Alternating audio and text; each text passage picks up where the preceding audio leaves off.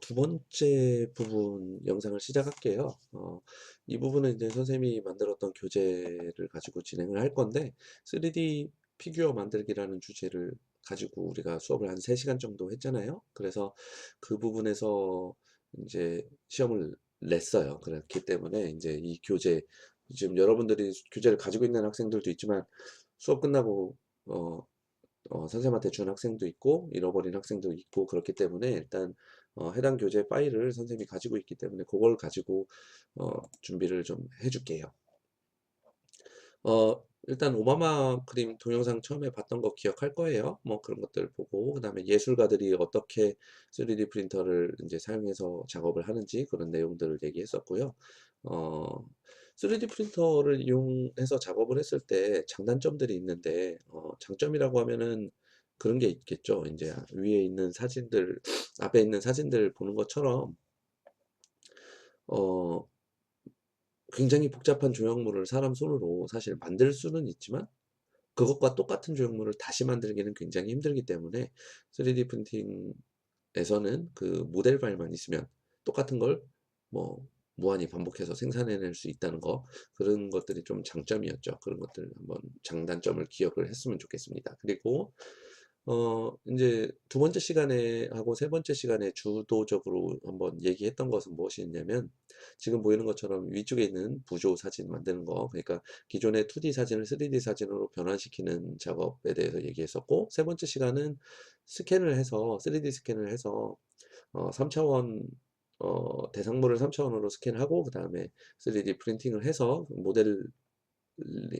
프린팅을 해서 이런 피규어를 만들 수 있는 그런 수업을 진행을 했었던 거 기억할 거라고 생각합니다. 그래서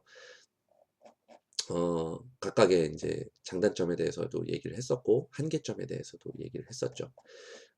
다음으로 쭉쭉 넘어가 보면 지금 위에서 봤던 부조와 환조 사진, 3D 사진이라고 하는 것을 만드는 방법에 대해서 얘기를 했었는데, 위쪽에 있는 것처럼 2D를 3D로 변환하는 프로그램, 스무디 3D 사용했던 거 기억할 거예요. 그래서 이렇게 팔이면 팔, 뭐 얼굴이면 얼굴 이런 부분적으로 이렇게 따서 나중에 이제 조정을 했었죠. 그 조정을 통해서 3D 파일을 만들어낼 수 있었고, 그 파일을 가지고 이제 프린터로 이동을 해서 출력할 수 있었죠. 그리고 아래에 있는 사진은 핸디 3D 스캐너를 통해서 3차원 스캔을 하는 것을 보여주는데, 이 스캐너 같은 경우에는 적외선을 이제 계속 수십만 번씩 막 계속 쐈죠. 그걸 쏘는 것을 이제 카메라로 찍어서 XY, Z축의 좌표를 인식했었고, 그 좌표가 이제 컴퓨터로 전송이 되면 그 점구름 파일, 점구름이 이제 생성이 되는데, 그 점구름을 다 이제 삼각형의 메쉬로 연결을 해서 이제 면을 만들고, 그 면을 만든 것을 이제 층층이 잘라 가지고 이제 각 좌표를 3D 프린터로 전달을 해주는 과정, 그런 것들에 대해서 설명을 했었죠. 그래서 시간이 조금 부족해서 사실 직접 출력한 모델들은 사실 몇 명 없기는 하지만 이제 전반적인 과정은 좀 알았을 거라고 생각이 들어요. 그리고 이 핸디 3D 스캐너하고 포토부스하고 장단점들을 좀 비교해 보면 더 좋을 것 같아요. 뭐 이것은 이제 책으로 봤을 때는 흑백이었지만 굉장히 화려하죠. 이런 것들도 이제 사실 이제 지금은 매장에 가서 직접 사거나 인터넷으로 주문을 하거나 하지만, 이제 앞으로 4차 산업혁명 시대에 도입이 되면서 집집마다 이제 3D 프린터가 들어가게 될 것이고, 가격이 떨어지면 그렇게 될 것이고, 그 다음에 모델 파일만 인터넷을 통해서 다운로드 받은 다음에 그 모델 파일로 출력을 하면 어, 자기 집에서 다 생산을 해낼 수 있는 그런 과정들이 있다는 거 보여주기 위한 거였고요. 이거는 뭐 최초의 그 피규어 상업적으로 피규어를 만들어서 성공한 걸 보여준 거고요. 위쪽 사진하고 아래쪽 사진 보면 컬러로 보니까 훨씬 더 나을 거라고 생각돼요. 둘 다 3D 프린터, 컬러 3D 프린터로 출력을 해놓은 결과물들이고요. 굉장히 색깔이 다채롭죠. 교재로 봤을 때보다 훨씬 결과물이 좋다는 것을 확인할 수 있을 겁니다. 그리고 요 창조경제혁신센터나 거점 지도 요 한번 클릭해 볼까요? 거점 지도 들어가 보면 전국에 있는 지역에 어느 곳에 이런 3D 프린터나 아니면 각종 장비들이 있는지 그런 것들을 확인할 수 있어요. 뭐 거점형 혁신이라고 한번 해볼까요? 이렇게 센터들의 어떤 장비들이 있고 어떤 서비스들을 지원해주고 있는지 이런 것들을 다 검색해서 활용할 수 있다는 것을 알 수 있었죠. 한 번씩 들어가 보면 좋을 것 같아요. 그리고 다음 쪽으로 좀 넘어가 보면 이제 2D로 그냥 사진 찍을 때, 인물 사진 찍을 때 고려해야 될 점 이런 것들은 좀 주의 깊게 하지는 않았지만 한 번씩 읽어보면 좋을 것 같고요.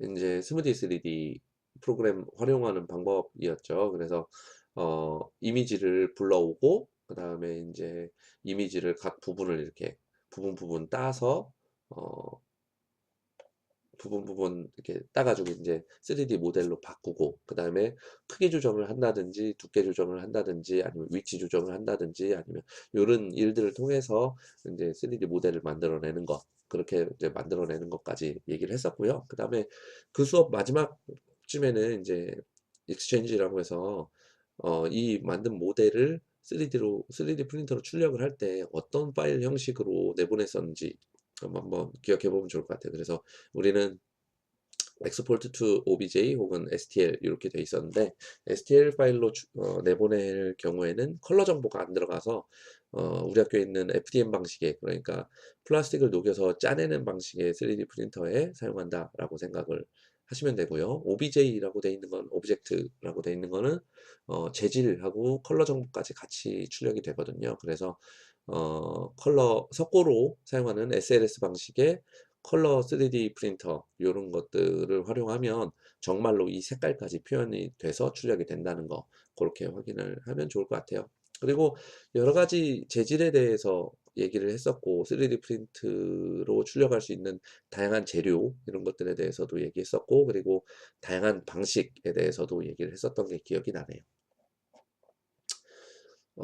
이거는 뭐 스무디 3D 프린터 관련한 거고 그 조작법 설명을 해 놓은 거고요. 그다음에 좀 전에 살짝 언급했던 것처럼 오리지널 오브젝트를 이제 스캔을 해서 포인트 클라우드 점구름으로 만들고 그 점구름을 전부 다 연결을 해서 메쉬로 만들고 그 메쉬를 사실은 층층이 자르는 거죠. 층층이 잘라서 그 3D 프린터의 노즐이 움직이는 좌표를 얻어내는 거죠. 그 얻어내는 작업을 사실 큐라라고 하는 프로그램이 작업을 해주는 거고 그 좌표를 얻어내면 이제 프린트 쪽으로 그 데이터를 좌표 데이터를 옮겨서 출력을 하게 되는 겁니다. 그러면 복제된 결과물이 나오게 되겠죠. 이거는 전체적인 과정을 얘기하는 건데 첫 번째는 뭐 핸디 3D 스캐너나 아니면 뭐 포토부스 같은 걸 이용해서 스캔을 해야 되고 그리고 스캐닝 결과물을 보정을 해야 되겠죠. 그래서 뭐 필요 없는 부분을 삭제를 한다던가 아니면은 뭐 글씨를 넣는다던가 아니면 밑받침을 만들어서 추가를 해준다든가 이런 일들을 해야 될 거고 그다음에 G코드 생성하기라고 돼 있는 게 방금 전에 얘기했던 그 3D 프린터 그 층층이 잘라내는 그걸 얘기하거든요. 그래서 XYZ 축의 좌표를 인식을 하게 해서 그걸 파일로 만들어내는 게 G코드 생성하기인 거죠. 그 파일을 이제 3D 프린터에 옮겨주면 그 프린터는 그 G코드 파일에 입력되어 있는 좌표를 따라서 노즐을 움직여서 이제 필라멘트를 어, 사출을 하게 되는 거죠. 그럼 그 사출된 필라멘트가 층층이 쌓이면서 모델이 만들어지게 되는 겁니다. 출력이 되게 되는 겁니다. 그리고 출력을 하고 나면 특히나 FDM 방식 같은 경우에는 컬러를 바꾸기가 굉장히 힘들어요. 그래서 필라멘트 색깔로 정해지기 때문에 필라멘트 색깔로 그냥 만족을 할 수도 있겠지만 사실 밑에 있는 그림처럼 뭐 색을 입힐 수도 있고 아니면 뭐 서포트를 제거해 줄 수도 있고 아니면 뭐 면 처리를 할 수도 있고 뭐 아세톤 훈증이라고 해서 표면이 원래 이제 한 층 한 층 쌓다 보니까 결이 생기거든요. 그 결을 없애주는 방법 중에 하나가 아세톤 밀폐된 공간에 아세톤을 넣어놓고 이 출력물을 집어 넣어 놓으면 표면이 굉장히 맨질맨질해지는 걸 볼 수 있어요. 아무튼 그런 방법도 있고 그다음에 어 에나멜 물감이나 뭐 이런 거 가지고 색칠을 할 수도 있고 어 그런 거 있죠. 손톱에 바르는 매니큐어 그런 걸로 색칠을 할 수도 있고요.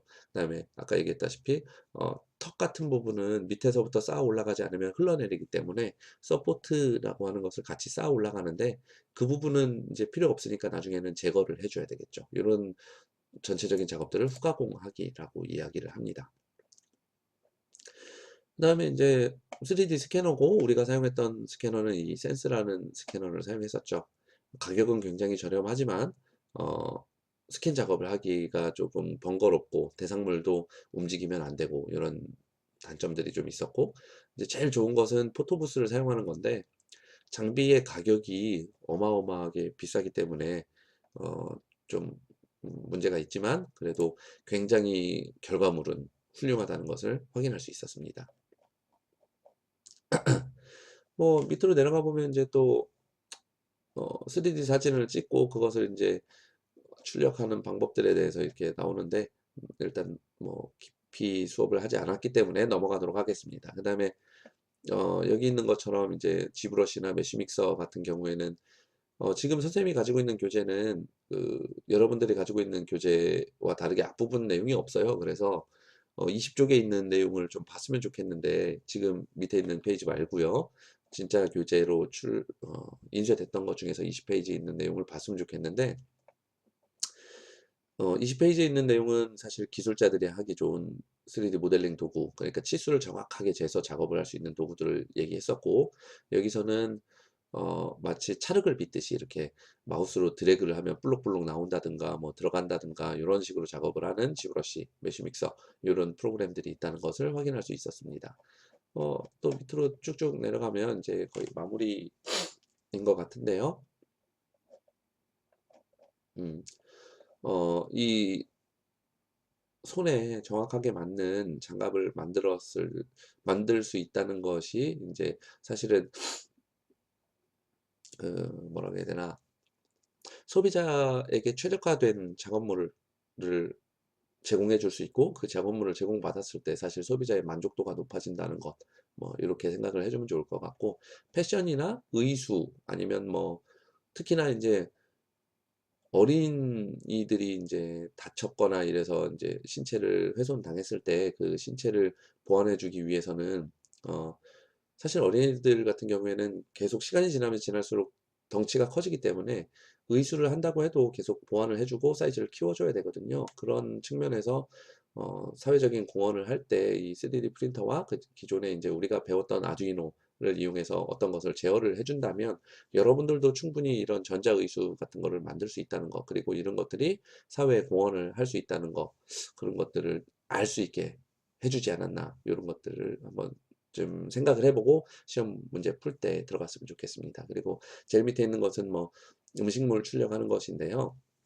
수업 시간에 영상으로 봤던 것 중에는 사탕으로 만든 3D, 아니 사탕을 3D 프린팅 한다거나 아니면은 뭐 초콜릿을 3D 프린팅 한다거나 아니면 뭐 전병 같은 거 이런 것들도 전부 다 인제 프린팅해서 만들어낼 수 있다는 것을 영상으로 예전에 확인했었을 거라고 생각이 들어요. 그래서 유튜브에 들어가서 3D 프린팅 재료로 썼던 것들이 어떤 것들이 있었는지 한번 더 확인해서 영상들을 좀 보고 왔으면 좋겠습니다. 그리고 인제 왼쪽에 있는 것은 우주에 올라갔을 때 어떤 재료를 덜 가져왔다면 그 문제를 어떤 식으로 해결할 수 있는가. 그 3D 프린터가 인제 그 상황에서는 대안으로 어떤 역할을 할 수 있다라는 것을 한번 이야기했었죠. 한번 언급했었죠. 그래서 지구에서 데이터 모델 파일만 이제 전송을 해 주면 우주 공간에서 데이터만 받아서 바로 출력을 해서 사용할 수 있는 그런 내용에 대해서 이야기를 했었던 것이 기억이 납니다.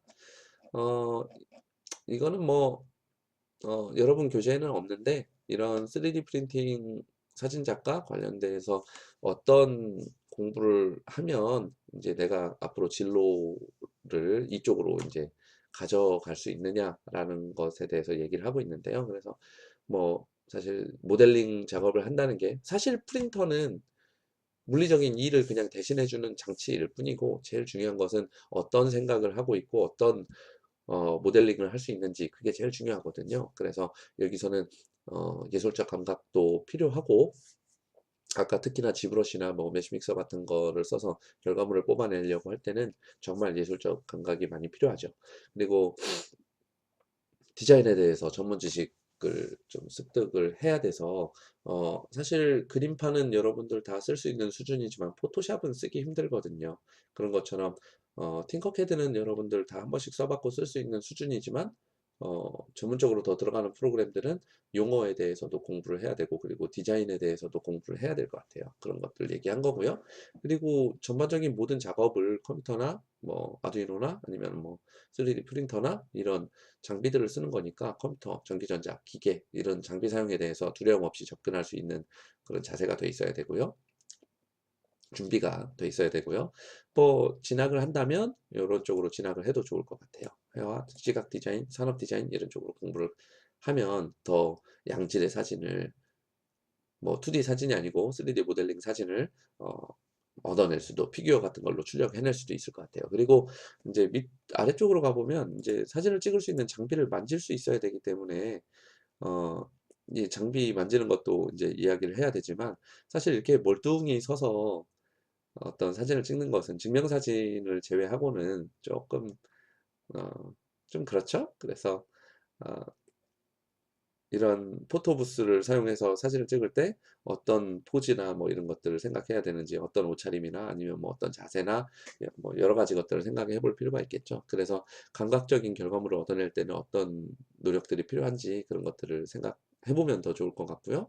그리고 한번 스캔했다고 해서 그게 이제 그냥 결과물로 출력을 할 수도 있지만 그렇게 했을 경우에 결과물의 질이 좀 떨어지니까 그런 것들을 보정해 줄 수 있는 모델러 프로그램, 모델링 프로그램을 사용할 수 있는 사람이 되어야 한다. 그런 기능을 좀 가지고 있어야 한다라는 얘기고요.